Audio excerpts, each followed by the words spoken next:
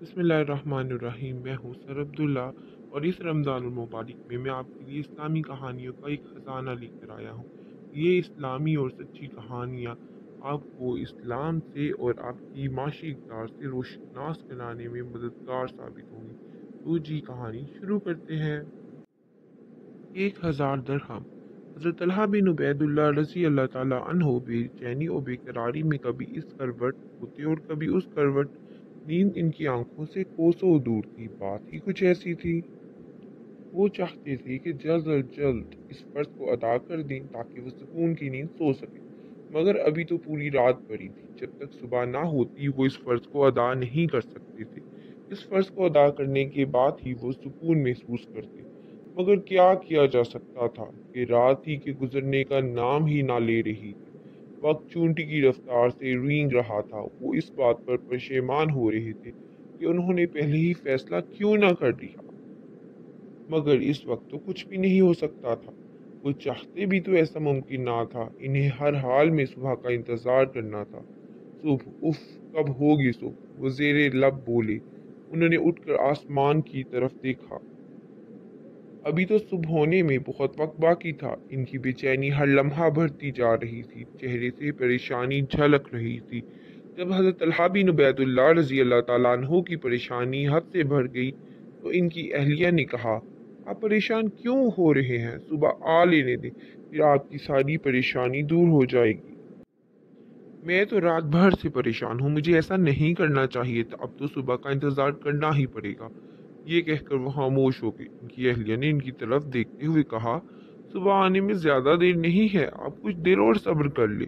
हाँ, मुझे ऐसा ही करना होगा।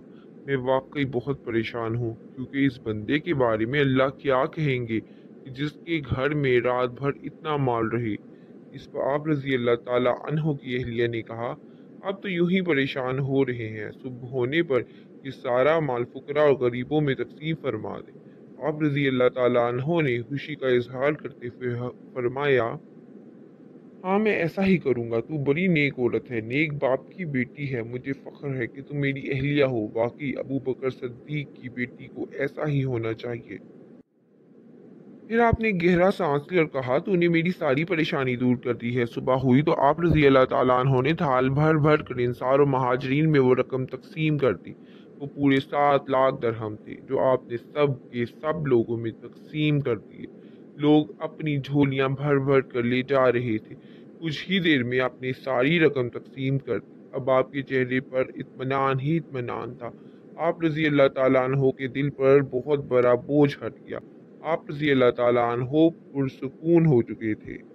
आप रज़ी अल्लाह ताला अन्हो की अहलिया हज़रत उम्मे कलसूम रज़ी अल्लाह ताला अन्हा थी।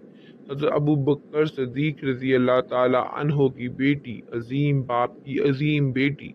जब हज़रत तलहा बिन उबैदुल्लाह रज़ी अल्लाह ताला अन्हो सारी रकम गरीबों में तकसीम कर चुके तो इनकी अहलिया हज़रत उम्मे कलसूम रज़ी अल्लाह ताला अन्हा आप रज़ी अल्लाह ताला अन्हो के पास आईं।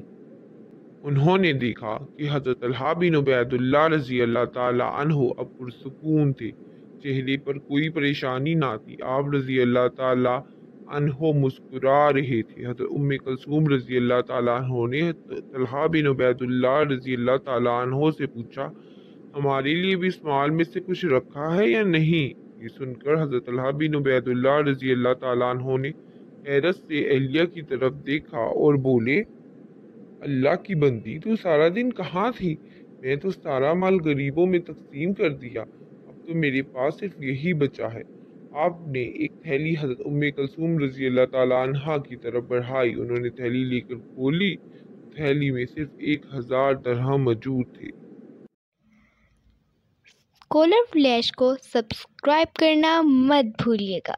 वीडियो को लाइक करें, शेयर करें और कमेंट सेक्शन पे अपनी राय का इजहार ज़रूर करें।